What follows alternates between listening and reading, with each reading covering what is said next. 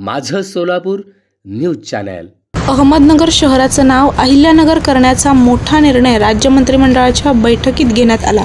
याचसोबत पुणे जिल्ह्यातील वेल्हा तालुक्याचे नावही राजगड करण्याला मंत्रिमंडळाने मंजुरी दिली आहे। याबाबत राज्याचे उपमुख्यमंत्री अजित पवार म्हणाले की अहमदनगर शहराचे नाव अहिल्यानगर करण्याचा राज्य मंत्रिमंडळाने घेतलेला निर्णय पुण्यश्लोक अहिल्यादेवींच्या कार्यकर्तृत्वाचा गौरव करणारा, त्यांचे विचार, कार्य, स्मृती पुढे घेऊन जाणारा, लोकप्रतिनिधींना चांगले कार्य करण्यासाठी प्रेरणा देणारा आहे। या निर्णयाने अहमदनगर शहरवासियांची, जिल्हावासियांची, महाराष्ट्रातील 13 कोटी नागरिकांची महत्त्वाची इच्छा पूर्ण झाली आहे। हा निर्णय होण्यात आमदार संग्राम जगताप, दत्ता मामा भरणे, आशुतोष काळे, नितीन पवार या लोकप्रतिनिधींनी महत्त्वाची भूमिका बजावली असल्याचं त्यांनी सांगितलं।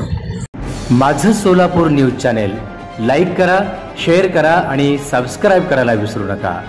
माझं सोलापूर न्यूज चॅनल।